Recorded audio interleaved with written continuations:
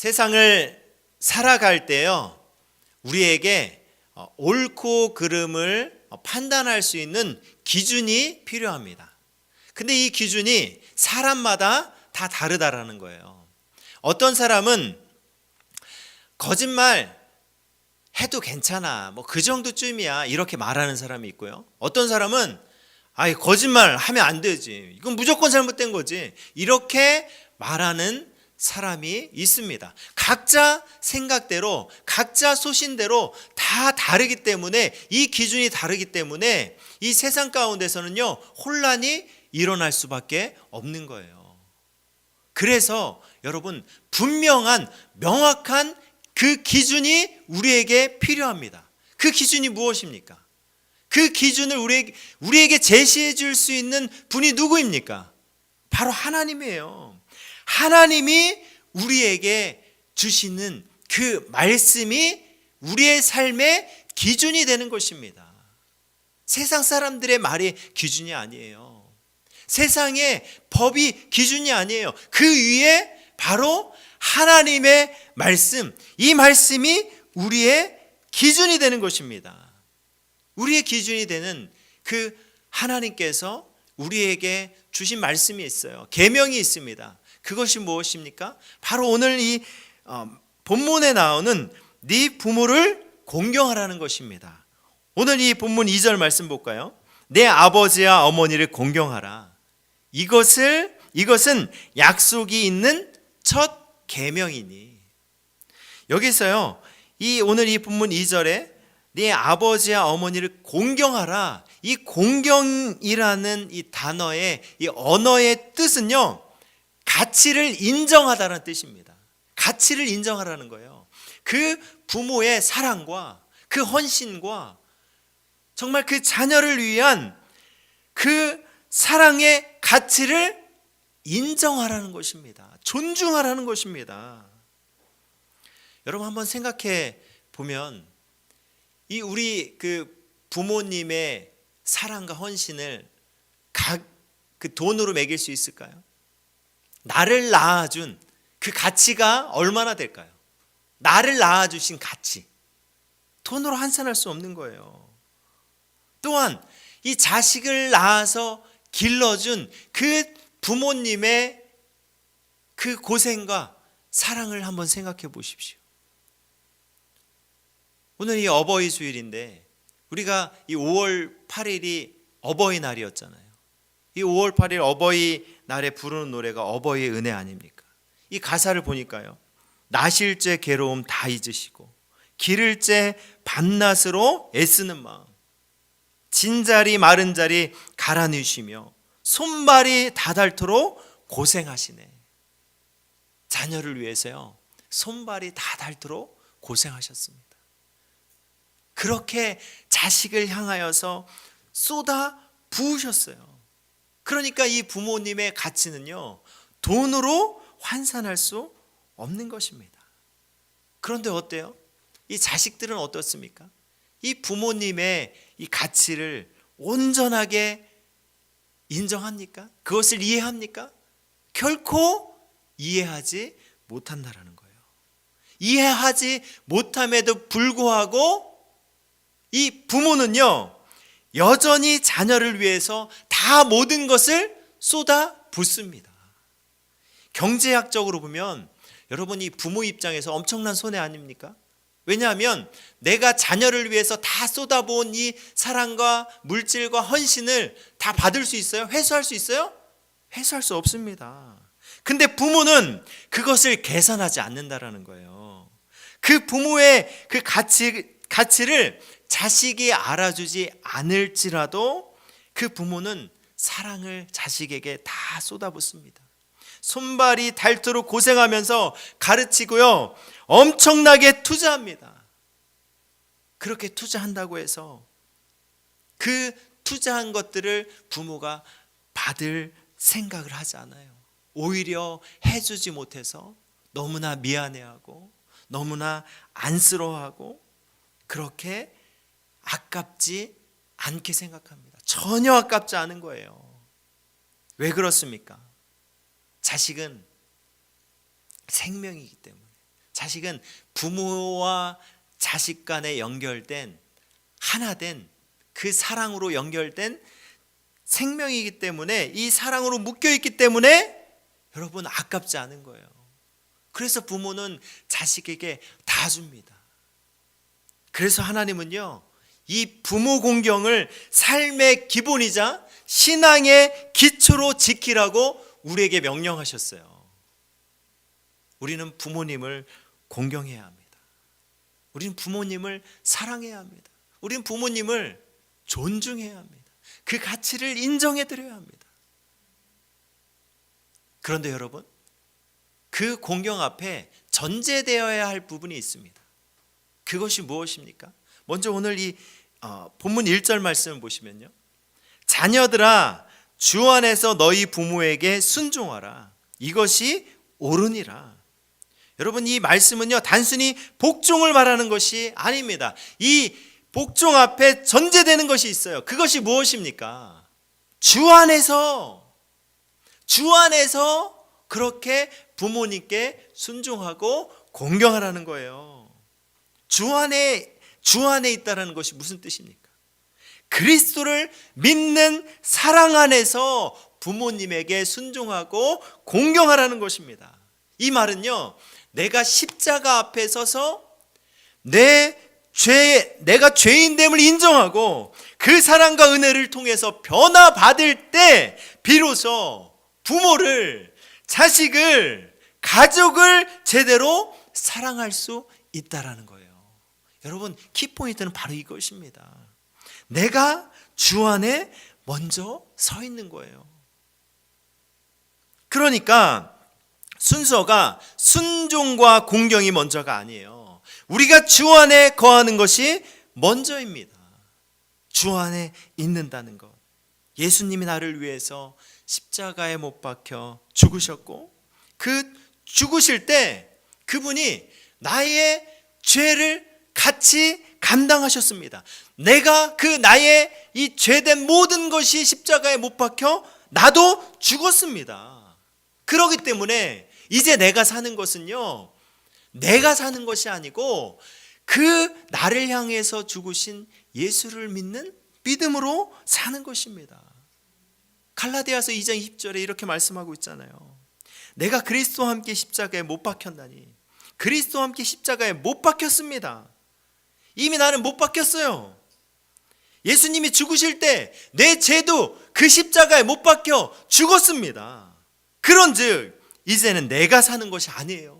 이제 나는 죽었기 때문에 이제 내가 사는 것이 아니라 내 안에 그리스도께서 사시는 것입니다. 이제 내가 육체 가운데 사는 것은 나를 사랑하사 나를 위하여 자기 자신을 버리신 하나님의 아들을 믿는 믿음 안에 사는 것이라. 하나님의 아들 누구입니까? 예수 그리스도를 믿는 믿음으로 이제 우리는 살아가는 거예요. 우리에게 예수님이 새 생명을 주셨어요. 우리는 예수로 말미암아서 완전히 새로워졌습니다. 로마서 6장 11절 말씀이에요. 이와 같이 너희도 너희 자신을 죄에 대하여는 죽은 자요 그리스도 예수 안에서 하나님께 대하여는 살아있는 자로 여길지어다. 아멘. 분명히 말씀합니다. 너희도 너희 자신을 죄에 대하여는 죽었다라고요. 우리 죄는요 다 해결받았습니다. 여러분, 이것을 기억해야 돼요. 우리가 더 이상 억눌릴 필요가 없어요. 과거의 나의 모습 가운데 여러분 마음 가운데 괴로워할 필요 없어요. 이제 자유로워도 됩니다. 왜요? 주님이 다 해결해 주셨어요. 우리는 새로워졌습니다. 사탄이 아무리 내 옆에서 참소하고 정말 내 마음 가운데 죄책감을 그렇게 부을지라도 여러분, 우리가 붙들 건 무엇입니까? 아니야, 나는 예수님으로 말미암아서 나는 새로운 존재가 되었어. 예수님이 그 십자가에서 다 용서하셨어. 나도 나의 그 죄도 다 그 십자가에 못 박혔어. 다 해결되었어. 그러면 나는 주 안에서 새로운 존재가 되었어. 나는 새로운 사람이야. 나는 이제 내가 이 세상에 살아가는 건 이제는 내가 사는 것이 아니라 나는 나를 용서하신 그 예수를 믿는 믿음으로 사는 거야. 여러분, 이것을 선포해야 합니다. 여러분, 이것을 우리가 믿는 거예요. 이것을 입술로 선포하고 이 믿음으로 사는 것입니다. 이 믿음 안에서 우리의 삶에 진정한 변화가 있는 거예요. 우리가 변화되지 않는 이유가 무엇입니까? 이 믿음이 연약하기 때문이에요. 이 믿음이 흔들리기 때문이에요. 이 믿음으로 나아갈 때 우리의 삶은 변화되기 시작합니다. 가정이 변화되기 시작합니다.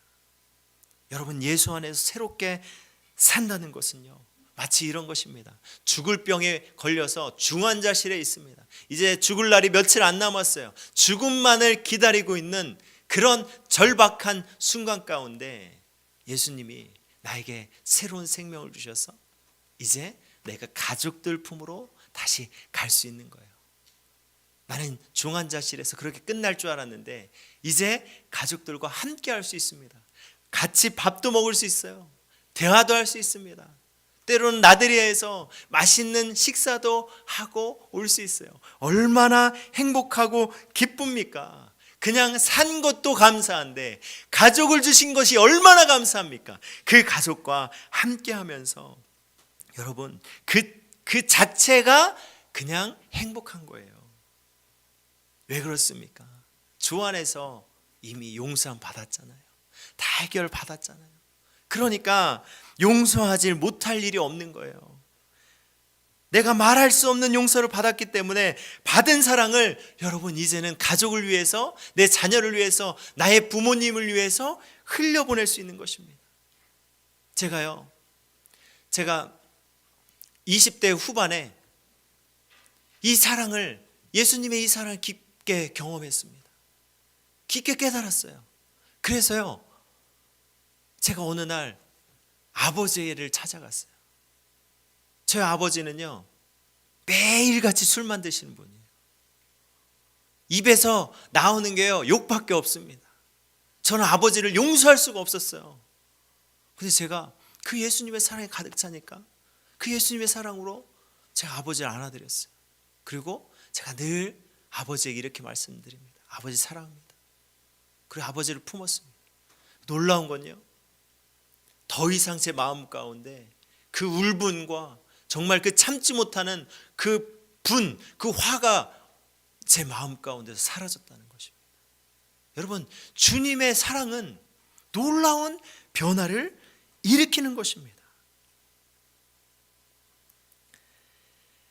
우리 가정이, 나의 자녀가, 나의 부모님이 우리의 그 주님의 사랑 가운데서 하나 되지 못하고 그 가운데서 치유되지 못하고 회복되지 못하고 슬픔과 상처가 계속해서 일어나는 이유가 무엇입니까? 바로 그 기준이 바로 내가 되기 때문이에요. 내가 아이를 자녀를 키우려고 하고 내 방식대로 양육하려고 하기 때문입니다. 마찬가지로 자녀도 마찬가지예요. 부모님에 대해서 내 방식대로, 내 생각대로 바라보고 이해하기 때문입니다. 오늘 본문 4절 말씀 볼까요? 또 아비들아, 너희 자녀를 노엽게 하지 말고 오직 주의 교훈과 훈계로 양육하라. 여기서 너의 생각으로 네가 기준이 되어서 자녀를 양육하라고 말씀하고 있습니까? 아니에요. 오직 주의 교훈과 훈계로 양육하라는 것입니다. 주님의 말씀으로 가르치라는 거예요. 이 주님의 말씀으로 가르치라는 게 무슨 말입니까? 내 중심이 아니라 하나님 중심이 되어서 자녀를 사랑하라는 거예요. 품으라는 거예요. 그 하나님 중심으로 그 자녀를 가르치라는 것입니다. 여러분, 마찬가지예요. 부모도 마찬가지예요. 자녀도 마찬가지예요. 부모가 그리스도 안에 있다면 그리스도의 사랑으로 더 깊이 품을 수 있는 것입니다. 자녀도 마찬가지고, 자녀가 그리스도 안에 있다면 부모에게 순종하고 공경할 수밖에 없는 것입니다. 이 일은요, 내 힘으로 하는 게 아니에요. 내 능력으로 하는 게 아니에요. 오직 주님 안에서 가능합니다. 주님이 우리에게 말씀하시잖아요. 마태복음 11장 28절 말씀이에요. 수고하고 무거운 짐진 자들아 다 내게로 오라, 내가 너희를 쉬게 하리라. 여러분, 배우자의 문제가 있습니까? 아니면 자녀의 문제가 있습니까? 아니면 부모와의 그 문제가 있습니까? 이것을 내 기준이 아니라 우리의 기준이 되어주시는 예수님을 믿고 맡길 때 주님이 일하시고 주님께서 열매 맺게 하신다는 것입니다. 이것을 우리가 믿음으로 붙잡아야 합니다. 이것을 붙잡고 그 주님께 맡겨야 돼요. 근데 내가 믿지 못하고 내가 그렇게 온전하게 맡기지 못하니까 여러분, 이것이 문제예요. 주님이 십자가에서 모든 것을 해결해 주셨고 주님이 우리와 함께 하시겠다라고 약속하셨고 그 짐을 내게 맡기라고, 내가 너와 함께 할 것이라고 그렇게 약속하셨음에도 불구하고 내 삶의 현장 가운데서는요, 그게 안 되는 거예요. 맡긴다라고 말하지만 정작 내 마음 가운데는 여전히 근심하면서 주님께 온전히 내려놓지 못하는 거예요. 여전히 내가 기준이 되는 것입니다. 여러분, 오늘 이 말씀을 통하여서 정말 우리에게 주신 메시지가 있습니다. 다른 길은 없어요. 우리의 기준은 잘못되었습니다. 오직 맞는 기준, 오직 바른 기준은 예수 그리스도밖에 없다라는 것입니다. 그분 안에서 그분께 맡기고 살아갈 때 여러분, 내가 사는 것이고 내 가정이 사는 것이고 바로 교회가 사는 것입니다.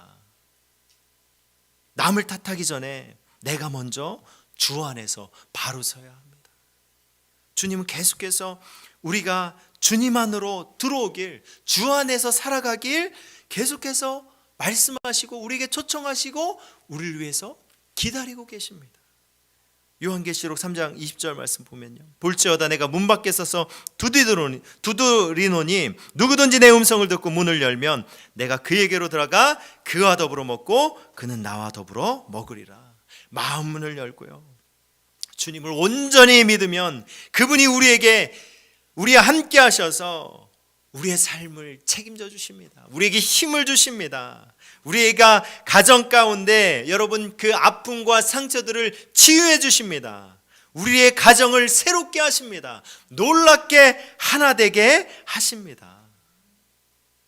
예수를 믿는 이 믿음을 갖고 여러분 정말 우리의 가족들을 바라봤으면 좋겠어요. 내가 먼저 주 안에 서서 우리 가족, 내 자녀, 우리 부모님 그 가운데 가만히 들여다보면요, 눈물을 흘리고 있어요. 아파하고 있어요. 슬퍼하고 있습니다. 우리가 주의 사랑으로 우리의 그 가족들을 품고 정말 예수의 이름으로 그 가정을 아름답게 세워가는 우리 동산의 가족들 되시길 주님의 이름으로 축복합니다. 이제 말씀을 마무리하겠습니다. 우리 자신 스스로에게는요, 힘이 없습니다. 사람들은 말합니다. 다 할 수 있는 것처럼 말해요. 다 가능할 것처럼 말하지만요, 정작 내 자신을 들여다보면요, 다른 사람을 용서할 힘이 없어요. 다른 사람을 진정으로 품을 수 있는 힘도 없습니다. 내 옆에 있는 가족조차도 마음을 다해서 온전히 사랑할 힘도 없는 것이 바로 우리예요.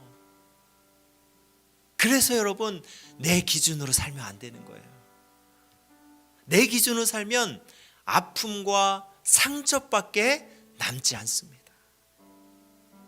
우리의 기준이 되어주시는 분이 누구입니까? 예수 그리스도예요. 예수님이에요. 우리가 그분 안에 있을 때 그분으로 말미암아 우리가 진정한 사랑으로 이 세상을 품을 수 있는 우리에게 힘을 주십니다. 그 힘이 우리 안에 거할 때 가능한 거예요. 내 힘으로 가능한 것이 아닙니다. 그 자녀를 온전하게 품을 수 있는 그 힘이 어디서 나옵니까? 예수 그리스도를 통해서 나옵니다. 부모를 섬길 수 있는 힘을 누가 주십니까? 예수님이 주십니다. 가정의 회복은요, 내가 먼저 주 안에서 서 있는 것입니다. 우리 오늘 이 말씀을 통하여서 나의 모습은 어떻습니까? 나는 진정으로 주 안에 서 있습니까? 나의 기준이 예수님이 되시고 있습니까? 아니면 말은 그렇게 하는데 내가 이 세상에 살아가는 나의 모습은 내가 기준입니까? 우리의 기준은 예수님입니다.